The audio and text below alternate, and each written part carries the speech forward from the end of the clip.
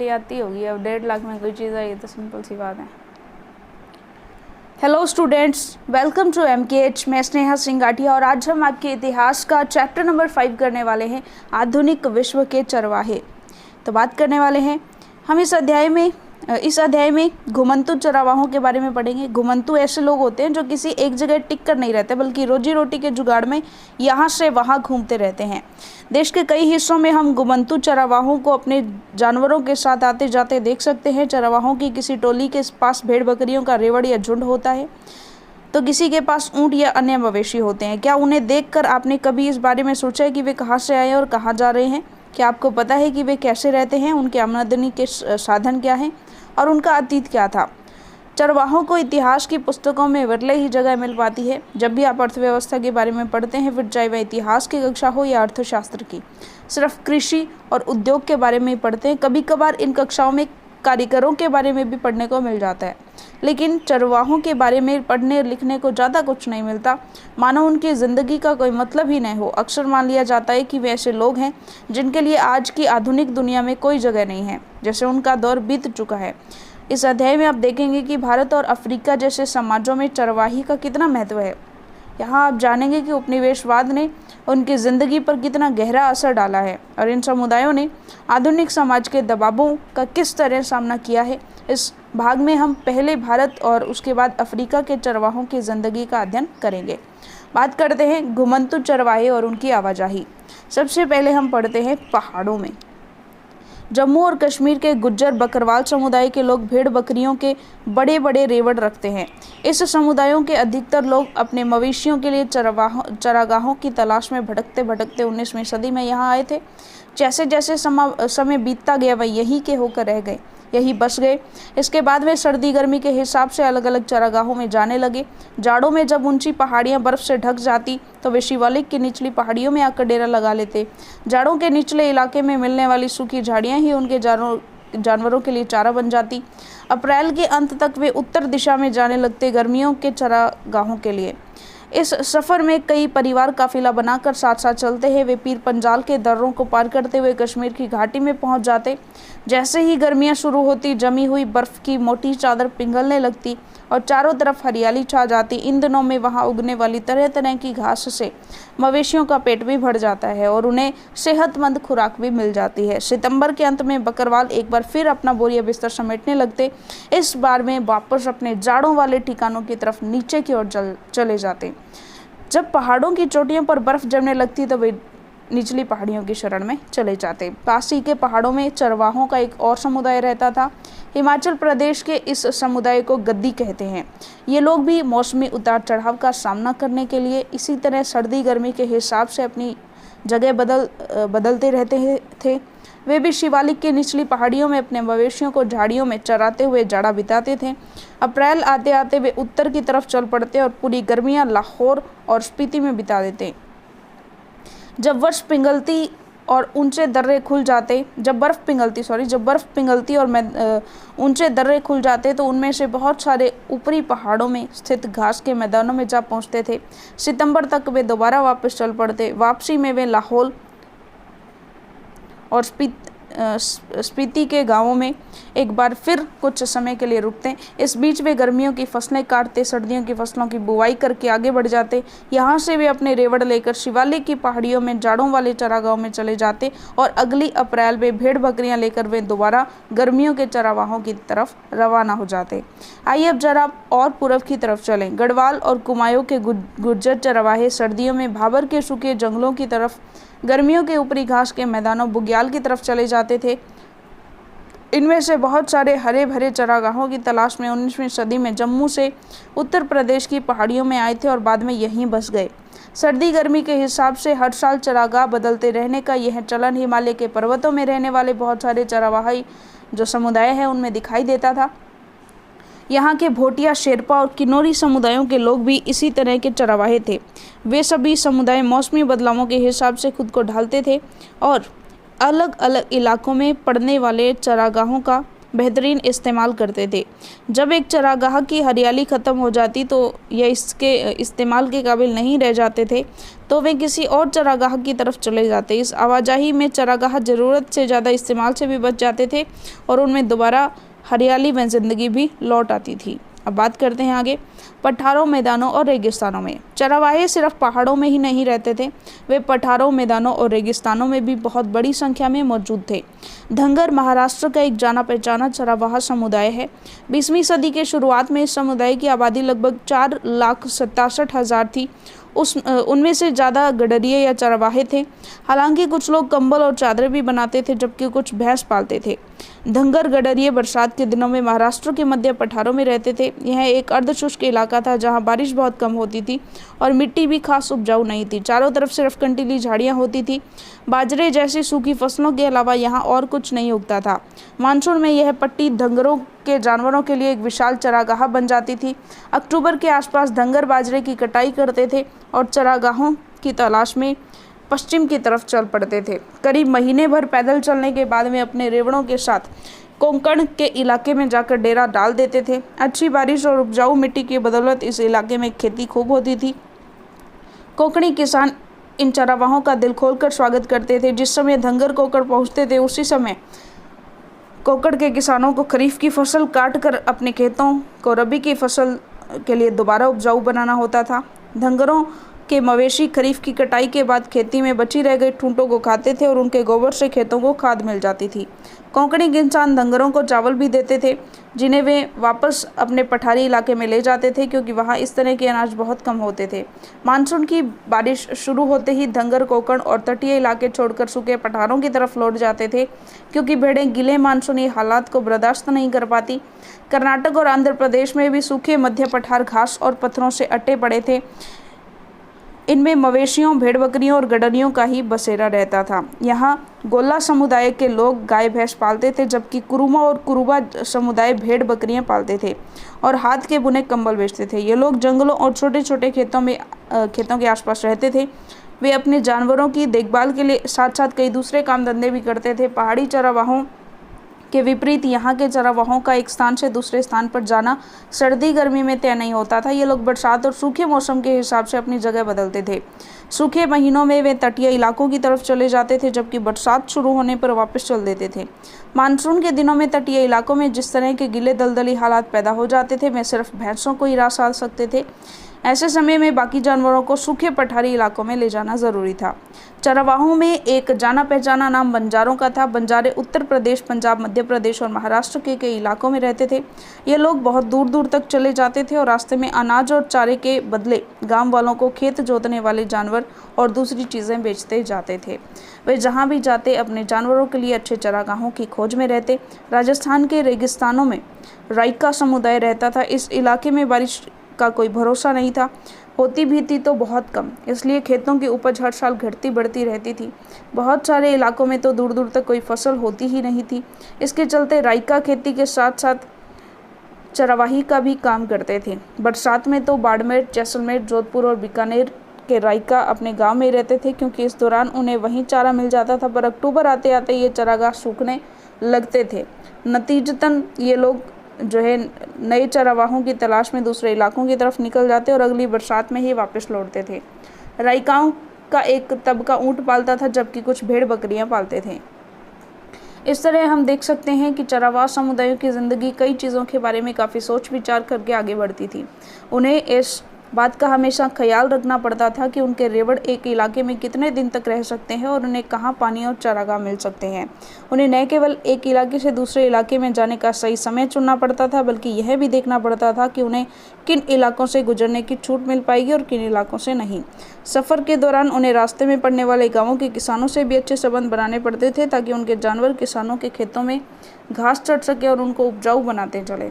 अपनी रोजी रोटी के जुगाड़ में उन्हें खेती, व्यापार और चरवाही ये सारे काम करने पड़ते थे।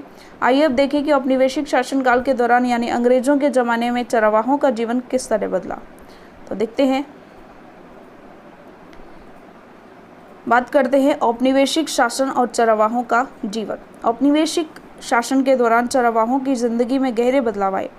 उनके चरागाह सिमट गए, इधर उधर आने जाने पर बंदिशें लगने लगी और उनसे जो लगान वसूल किया जाता था उसमें भी वृद्धि हुई। खेती में उनका हिस्सा घटने लगा और उनके पेशे और हुनरों पर भी बहुत बुरा असर पड़ा। आइए देखें यह सब कैसे और क्यों हुआ। पहली बात, अंग्रेज सरकार चरागाहों को खेती की जमीन में तब्दील कर देना चाहती थी। जमीन से मिलने वाला लगान उनकी आमदनी का एक बड़ा स्रोत था। खेती का क्षेत्रफल बढ़ने से सरकार की आय में और बढ़ोतरी हो सकती थी। इतना ही नहीं, इससे जूट, कपास, गेहूं और अन्य खेतीहर चीज़ों के उत्पादन में भी इजाफा हो जाता, जिनकी इंग्लैंड में बहुत ज़्यादा ज़रूरत रहती थी। अंग्रेज अफसरों को बिना खेती की ज़मीन का कोई मतलब समझ में नहीं आता था। उनसे न तो लगान मिलता था और न ही उपज। अंग्रेज ऐसी ज़मीन को बेकार मानते थे। उसे खेती के लायक बनाना ज़रूरी था। इस बात को ध्यान में रखते हुए 19वीं शताब्दी के मध्य से देश के विभिन्न भागों में पड़ती भूमि विकास के लिए नियम बनाए जाने लगे। इन कायदे कानूनों के जरिए सरकार गैर खेतीहार जमीन को अपने कब्जे में लेकर कुछ भाग लोगों को सौंपने लगी। इन लोगों को कई तरह की रियायतें दी गई और इस जमीन को खेती के लायक बनाने और उस पर खेती करने के लिए जमकर बढ़ावा दिया गया। ऐसे कुछ लोगों को गांव का मुखिया बना दिया गया। इस तरह कब्जे में ली गई ज़्यादातर जमीन चरागाहों की थी, जिनका चरवाहे नियमित रूप से इस्तेमाल किया करते थे। इस तरह खेती के फैलाव से चरागाह सिमटने लगे और चरवाहों के लिए समस्याएं पैदा होने लगी। दूसरी बात, 19वीं सदी के मध्य तक आते आते देश के विभिन्न प्रांतों में वन अधिनियम भी पारित किए जाने लगे। इन कानूनों की आड़ में सरकार ने ऐसे कई जंगलों को आरक्षित वन घोषित कर दिया जहाँ देवदार या साल जैसे कीमती लकड़ी पैदा होती थी। इन जंगलों में चरावाहों के घुसने पर पाबंदी लगा दी गई। कई जंगलों को संरक्षित घोषित कर दिया गया। इन जंगलों में चरावाहों को चरवाही के कुछ परंपरागत अधिकार तो दे दिए गए, लेकिन उनकी आवाजाही पर फिर भी बहुत सारी बंदिशें लगा दी गईं। औपनिवेशिक अधिकारियों को लगता था कि पशुओं के चरने से छोटे जंगली पौधे और पेड़ों की नई कोप्टें नष्ट हो जाती हैं। उनकी राय में चरवाहों के रेवड़ छोटे पौधों को कुचल देते हैं और कोपलों को खा जाते हैं, जिससे नए पेड़ों की बढ़त रुक जाती है। वन अधिनियमों ने चरवाहों की जिंदगी बदल डाली। अब उन्हें उन जंगलों में जाने से रोक दिया गया जो पहले मवेशियों के लिए बहुमूल्य चारे का स्रोत थे। जिन क्षेत्रों में उन्हें प्रवेश की छूट दी गई वहाँ भी उन पर कड़ी नज़र रखी जाती थी। जंगलों में दाखिल होने के लिए उन्हें परमिट लेना पड़ता था। जंगल में उनके प्रवेश और वापसी की तारीख पहले से तय होती थी और वह जंगल में बहुत कम ही दिन बिता सकते थे। अब चरवाहे किसी जंगल में ज़्यादा समय तक नहीं रह सकते थे, भले ही वहाँ चारा कितना भी हो, घास कितनी भी क्यों न हो और चारों तरफ घनी हरियाली हो। उन्हें इसलिए निकलना पड़ता था क्योंकि अब उनकी ज़िंदगी वन विभाग द्वारा जारी किए गए परमिटों के अधीन थी। परमिट में पहले ही लिख दिया जाता था कि वह कानूनन कब तक जंगल में रहेंगे। अगर वह समय सीमा का उल्लंघन करते तो उन पर जुर्माना लगा दिया जाता था। तीसरी बात, अंग्रेज अफसर घुमंतू किस्म के लोगों को शक की नज़र से देखते थे। वे गांव-गांव जाकर अपनी चीज़ें बेचने वाले कारीगरों और व्यापारियों और अपने रेवड़ के लिए हर साल नए चरागाहों की तलाश में रहने वाले, हर मौसम में अपनी रिहाइश बदल लेने वाले चरागाहों पर यकीन नहीं कर पाते थे। वे चाहते थे कि ग्रामीण जनता गाँवों में रहे, उनकी रिहाइश और खेतों पर उनके अधिकार तय हों। इस तरह की आबादी की पहचान करना, उनको नियंत्रित करना ज़्यादा आसान था जो एक जगह टिक कर रहती हो। ऐसे लोगों को शांति प्रिय और कानून का पालन करने वाला माना जाता था। घुमंतुओं को अपराधी माना जाता था। 1871 में औपनिवेशिक सरकार ने अपराधी जनजाति अधिनियम पारित किया। इस कानून के तहत दस्तकारों, व्यापारियों और चरवाहों के बहुत सारे समुदायों को अपराधी समुदायों की सूची में रख दिया गया। उन्हें कुदरती और जन्मजात अपराधी घोषित कर दिया गया। इस कानून के लागू होते ही ऐसे सभी समुदायों को कुछ अधिसूचित गांवों और बस्तियों में बस जाने का हुक्म सुना दिया गया। उनकी बिना परमिट आवाजाही पर रोक लगा दी गई। ग्राम्य पुलिस उन पर सदा नज़र रखने लगी। चौथी बात, उनकी आमदनी बढ़ाने के लिए अंग्रेजों ने लगान वसूलने का हर संभव रास्ता अपनाया। उन्होंने ज़मीन, नहरों के पानी, नमक, खरीद फरोख्त की चीज़ों और यहाँ तक कि मवेशियों पर भी टैक्स वसूलने का ऐलान कर दिया। चरवाहों से चरागाहों में चरने वाले एक एक जानवर पर टैक्स वसूल किया जाने लगा। देश के ज़्यादातर चरवाही इलाकों में 19वीं सदी के मध्य से ही चरवाही टैक्स लागू कर दिया गया था। प्रति मवेशी टैक्स की दर तेजी से बढ़ती चली गई और टैक्स वसूली की व्यवस्था दिनों दिन मजबूत होती गई। 1850 से 1880 के दशकों के बीच टैक्स वसूली का काम बाकायदा बोली लगाकर ठेकेदारों को सौंपा जाने लगा। ठेकेदारी पाने के लिए ठेकेदार सरकार को जो पैसा देते थे उसे वसूल करने और साल भर में ज़्यादा से ज़्यादा मुनाफा बनाने के लिए वे जितना चाहिए उतना कर वसूल सकते थे।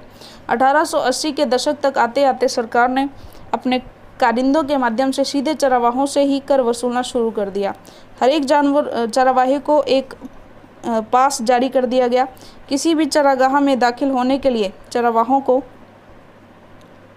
पास दिखाकर पहले टैक्स अदा करना पड़ता था। चरावाहे के साथ कितने जानवर हैं, उसने कितना टैक्स चुकाया है, इस बात को उसके पास में दर्ज कर दिया जाता था। इन बदलावों ने चरावाहों की ज़िंदगी को किस तरह प्रभावित किया, तो देखिएगा इन चीज़ों की वजह से चरागाहों की गंभीर समस्या यानी कि गंभीर कमी पैदा हो गई। जैसे जैसे ज़्यादा से ज़्यादा चरागाहों को सरकारी कब्जे में लेकर उन्हें खेतों में बदला जाने लगा, वैसे वैसे चरागाहों के लिए उपलब्ध इलाका सिकुड़ने लगा। इसी तरह जंगलों के आरक्षण का नतीजा यह हुआ कि गडरिये और पशुपालक अब अपने मवेशियों को जंगलों में पहले जैसी आज़ादी से नहीं चरा सकते थे। जब चरागाह खेतों में बदलने लगे तो बच्चे कुच्चे चरागाहों में चरने वाले जानवरों की तादाद बढ़ने लगी। इसका नतीजा यह हुआ कि चरागाह सदा जानवरों से भरे रहने लगे। अब तक तो घुमंतू चरावाई अपने मवेशियों को कुछ दिन तक ही इस इलाके में चराते थे और उसके बाद किसी और इलाके में चले जाते थे। इस अदला बदली की वजह से पिछले चरागाह भी फिर से हरे भरे हो जाते थे, लेकिन चरावाहों की आबादियों पर लगी बंदिशों और चरागाहों के बेहिसाब इस्तेमाल से चरागाहों का स्तर गिरने लगा और जानवरों के लिए चारा कम पड़ने लगा। फलस्वरूप जानवरों की सेहत और तादाद भी गिरने लगी। चारे की कमी और जब तक पड़ने वाले अकाल की वजह से कमज़ोर और भूखे जानवर बड़ी संख्या में मरने लगे। तो फिर चरावाहों ने इन बदलावों का सामना कैसे किया?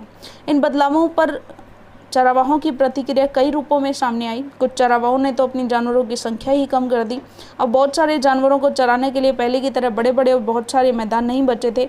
जब पुराने चरागाहों का इस्तेमाल करना मुश्किल हो गया तो कुछ चरावाहों ने नए नए चरागाह ढूंढ लिए।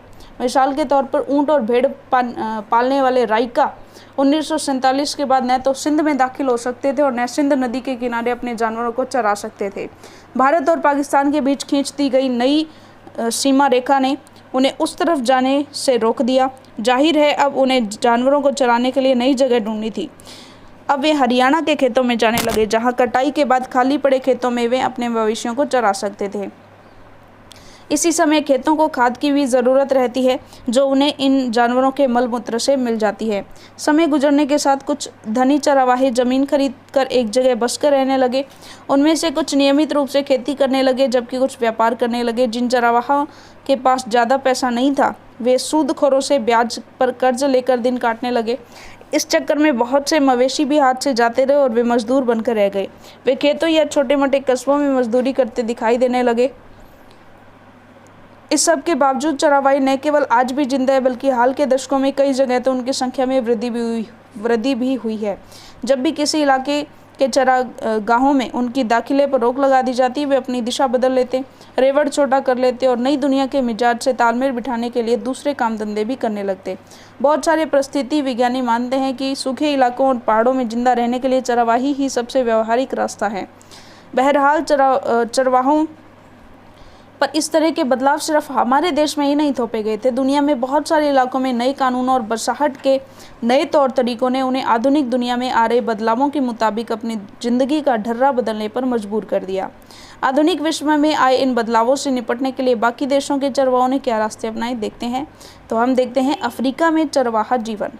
आइए अब जरा अफ्रीका की तरफ चले, जहाँ दुनिया की आधी से ज़्यादा चरावाहा आबादी रहती है। आज भी अफ्रीका में लगभग 2.25 करोड़ लोग रोजी रोटी के लिए किसी न किसी तरह की चरवाही गतिविधियों पर ही आश्रित हैं। इसमें बेदुइन्स, बर्बेट्स, मासाई, सोमाली, बोरान और तुर्काना जैसे जाने माने समुदाय भी शामिल हैं। इनमें से ज़्यादातर अब अर्धशुष्क घास के मैदानों और सूखे रेगिस्तानों में रहते हैं, जहां वर्षा आधारित खेती करना बहुत मुश्किल है। यहाँ के चरवाहे गाय, बैल, ऊँट, बकरी, भेड़ और गधे पालते हैं और दूध, मांस, पशुओं की खाल और ऊन आदि बेचते हैं। कुछ चरवाहे व्यापार और यातायात संबंधी काम भी करते हैं। कुछ चरवाही के साथ साथ खेती भी करते हैं। कुछ लोग चरवाही से होने वाली मामूली आय से तो गुजारा नहीं हो पाने पर कोई भी धंधा कर लेते हैं। हिंदुस्तान की तरह अफ्रीकी चरवाहों की ज़िंदगी में भी औपनिवेशिक और उत्तर औपनिवेशिक काल में गहरे बदलाव आए। आखिर क्या थे ये बदलाव, तो चलिए देखते हैं। यह अफ्रीका है। देखिए यहाँ पर कौन कौन सी जो चरवाही समूह है वो कहाँ कहाँ रह रही हैं, तो उसका भी पूरा यहाँ पर दिखाया गया है मैप में। इन परिवर्तनों को हम चरवाहों के एक खास समुदायों के माध्यम से समझने की कोशिश करेंगे। चलिए इसके लिए मासाई नाम के समुदाय को चुन लेते हैं।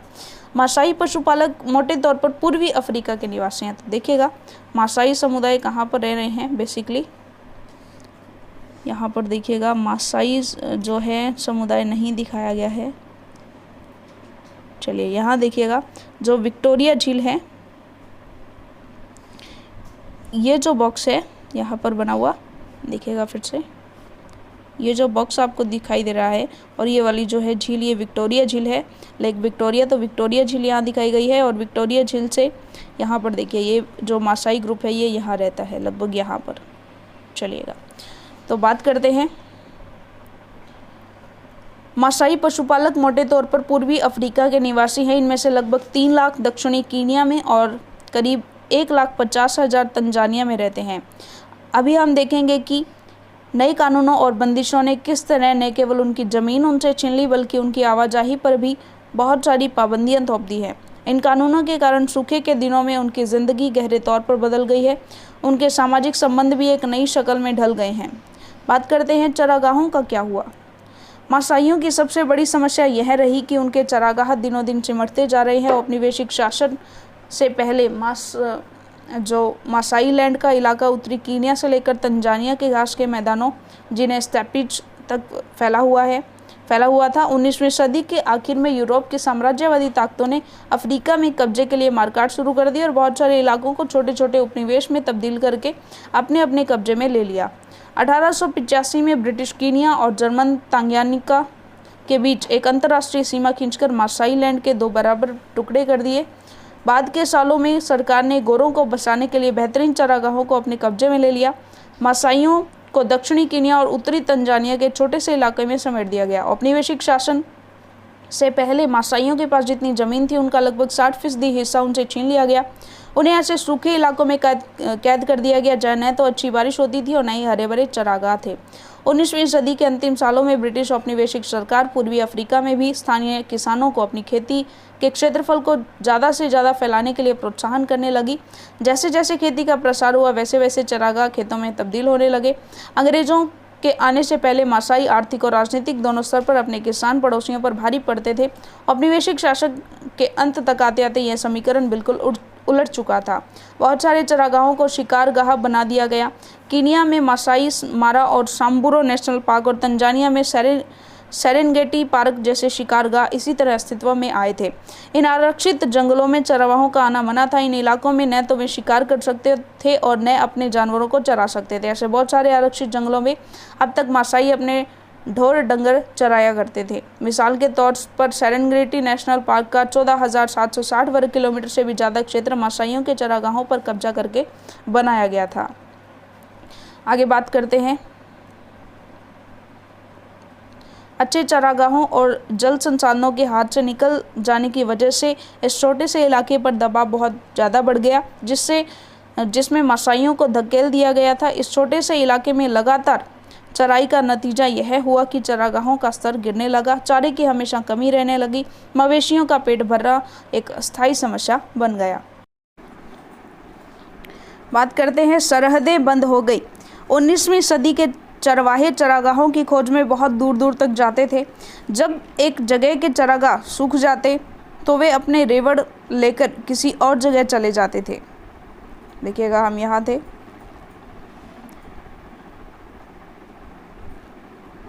लेकिन 19वीं सदी के आखिरी दशकों में औपनिवेशिक सरकार उनकी आवाजाही पर तरह तरह की पाबंदियां लगाने लगी। मासाइयों की तरह अन्य चरवाहों को भी विशेष आरक्षित इलाकों की सीमाओं में कैद कर दिया गया। अब ये समुदाय इन आरक्षित इलाकों की सीमाओं के पार आ जा नहीं सकते थे। ये विशेष परमिट लिए बिना अपने जानवरों को लेकर बाहर नहीं जा सकते थे, लेकिन परमिट हासिल करना भी कोई आसान काम नहीं था। इसके लिए उन्हें तरह तरह की बाधाओं का सामना करना पड़ता था और उन्हें तंग किया जाता था। अगर कोई नियमों का पालन नहीं करता तो उसे कड़ी सजा दी जाती थी। चरावाहों को गोरों के इलाके में पड़ने वाले बाजारों में दाखिल होने से भी रोक दिया गया। बहुत सारे इलाकों में तो वे कई तरह के व्यापार भी नहीं कर सकते थे। बाहर से आए गोरे और यूरोपीय उपनिवेशिक अफसर उन्हें खतरनाक और बर्बर स्वभाव वाला मानते थे। उनकी नज़र में ये लोग स्थानीय थे जिनके साथ कम से कम संबंध रखना ही उचित था, लेकिन इन स्थानीय लोगों से किसी भी तरह के संबंध न रखना भी मुमकिन नहीं था। आखिर खानों से माल निकालने, सड़कें बनाने और शहर बसाने के लिए गोरों को इन कालों के श्रम का ही तो भरोसा था। नई सरहदों ने चरवाहों की जिंदगी रातों रात बदल डाली। नई पाबंदियों और बाधाओं की आड़ में उन्हें प्रताड़ित किया जाने लगा और वे छोटे से इलाके में खुद को कैद सा महसूस करने लगे। इससे उनके चरवाही और व्यापारिक दोनों तरह की गतिविधियों पर बहुत बुरा असर पड़ा।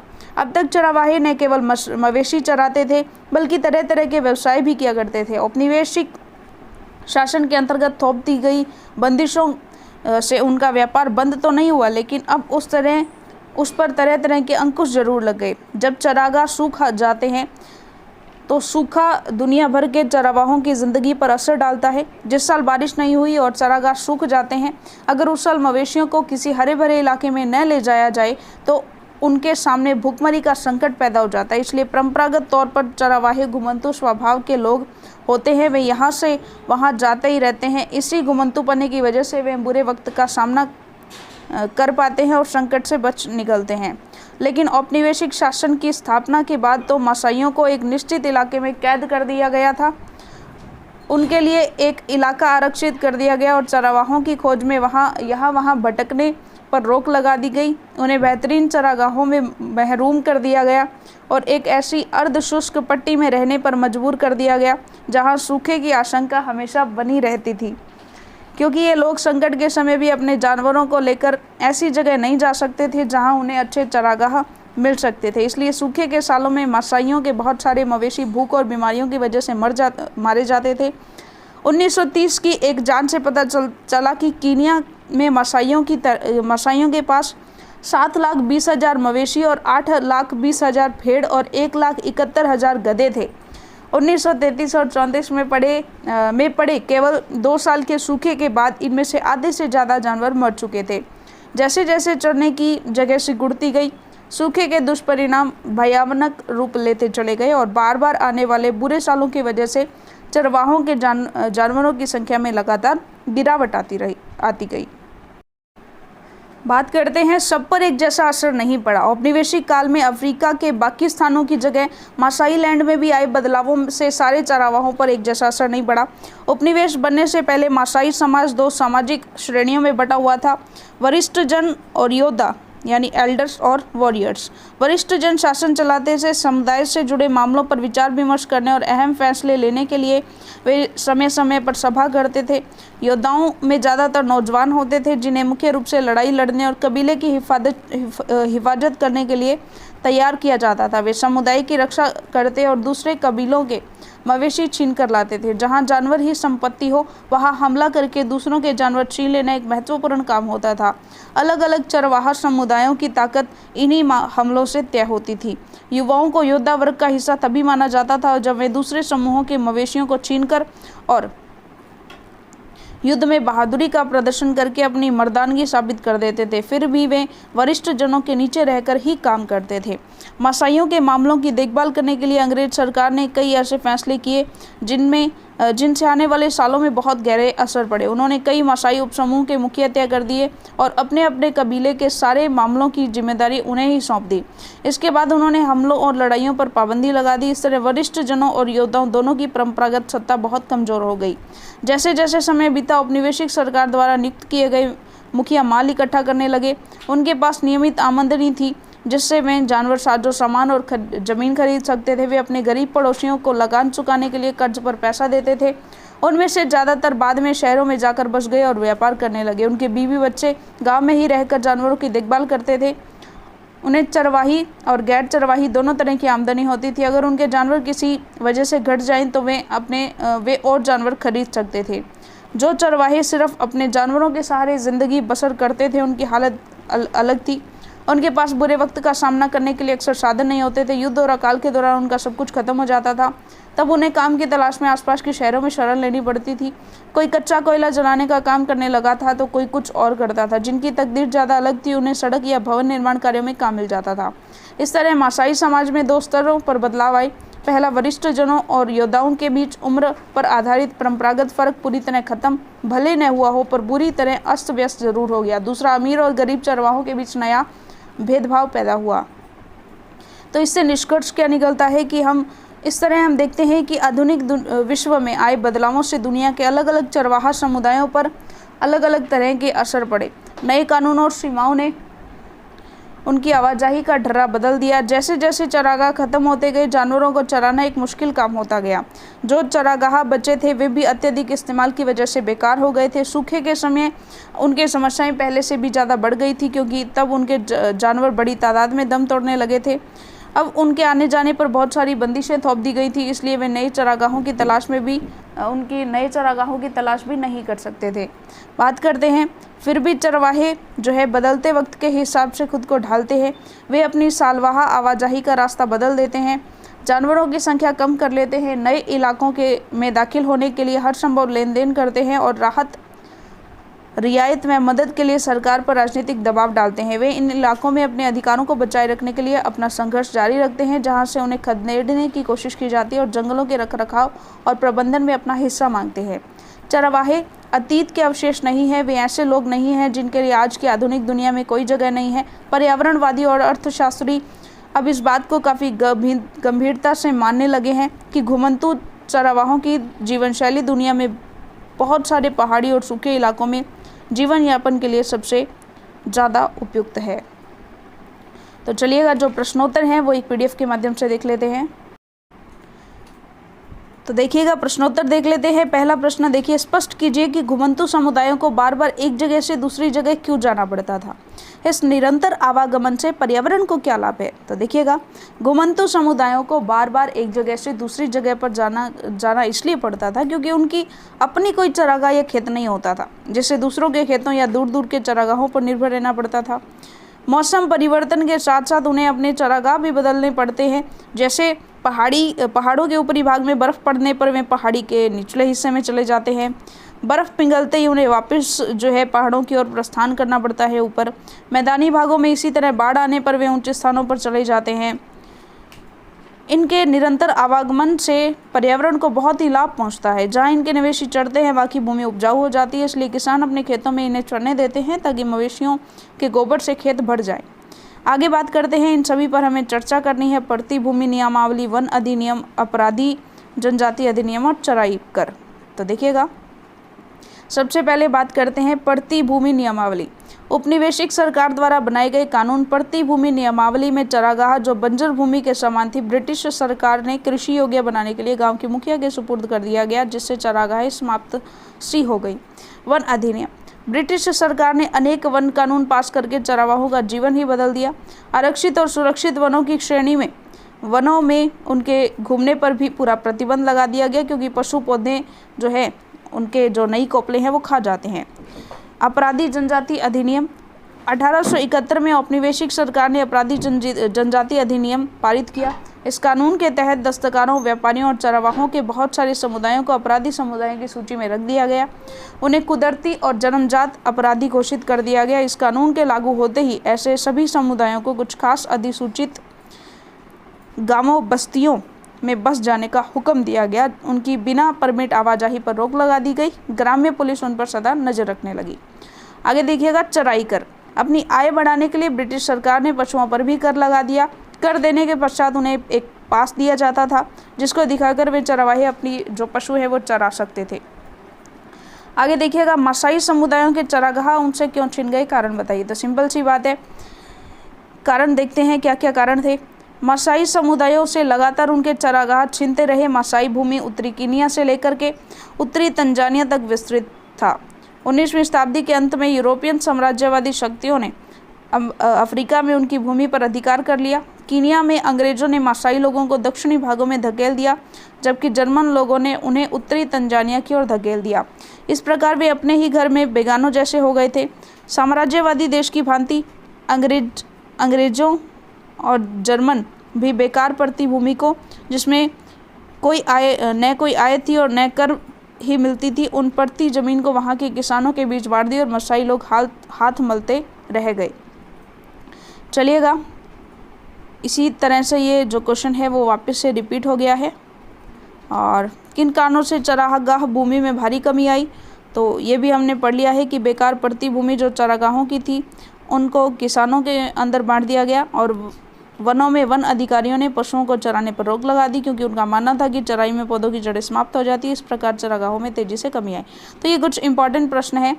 2 कारण बताइए जिससे 18वीं सदी में इंग्लैंड में बाड़ाबंदी आवश्यक हो गई। तो भूमि पर लंबी अवधि के निवेश के कारण और बाड़ाबंदी के धनी किसानों को अपनी नियंत्रण की भूमि को विकसित करने दिया। गुज्जर बकरवाल कौन है, उनके जीवन का वर्णन करो। तो देखिए, गुज्जर बकरवाल जम्मू कश्मीर का एक चरागाह समूह है जो भेड़ बकरियों को बड़े बड़े रेवड़ रखते हैं। इस समुदाय के अधिकतर लोग अपने मवेशियों के लिए चरागाहों की तलाश में यहाँ आए थे। जाड़ों में जब ऊंची पहाड़ियाँ बर्फ़ से ढक जाती हैं तो निचली पहाड़ियों में आकर डेरा डाल देते हैं। गर्मियों में ये अपने रेवड़ लेकर वापस ऊंची पहाड़ियों में चले जाते हैं। गद्दी समुदाय हिमाचल प्रदेश का है। भाबर शब्द देखिए, गढ़वाल और कुमाऊं के इलाके में पहाड़ियों के नीचे हिस्से में आसपास पाए जाने वाले शुष्क या सूखे जंगल का इलाका जो होता है उसे भाबर कहते हैं। बुग्याल किसे कहते हैं, तो देखिएगा, ऊंची पर्वतीय क्षेत्रों में स्थित विस्तृत चरागाहें जो होती हैं उनको बुग्याल कहते हैं। धग्गर कहाँ का चरवाहा है ग्रुप है, तो देखिएगा ये महाराष्ट्र का है। धग्गर समुदाय चरवाही के अलावा जीविका के लिए कौन कौन से काम करते थे, तो ये कंबल और चादरें बनाते थे, कुछ भैंस भी पालते थे और बाजरे की कटाई भी करते थे। भारत के कुछ चरवाही समुदायों के नाम लिखो, तो ये कुछ नाम यहाँ पर आए हैं तो हम लिख देंगे। चलिए, इसी के साथ आगे देखिएगा, चलवासी चरवाहों के निरंतर प्रवास से पर्यावरण को क्या लाभ होता है, तो सिंपल सी बात है, उनके खेत गोबर से जो खेत हैं वो गोबर से भर जाते हैं और उनको खाद मिल जाती है, वो उपजाऊ बन जाते हैं। धार क्या होते हैं, ऊंचे पर्वतों में स्थित जो चरागाह होते हैं उनको धार कहते हैं। वनों के अधीन क्षेत्र बढ़ाने की क्या आवश्यकता है, तो सिंपल सी बात है, ये प्रश्न तो बहुत ही शानदार है, आप खुद भी इसे कर सकते हैं। आगे देखिएगा, भारत में वन क्षेत्र में भारी गिरावट के कारण क्या थे, तो रेलवे, कृषि विस्तार, व्यावसायिक खेती, ये सब इसके मुख्य कारण थे। और चलिएगा, तो ये कुछ खास नहीं है और ये कुछ प्रश्न थे जो हम ऑलरेडी कर चुके हैं। चलिए, इसी के साथ हमारा जो अध्याय है वो पूरा होता है। तो चलिएगा, इसी के साथ आपकी इतिहास की जो पाठ्य पुस्तक है वो पूरी होती है। और चलिए, धन्यवाद।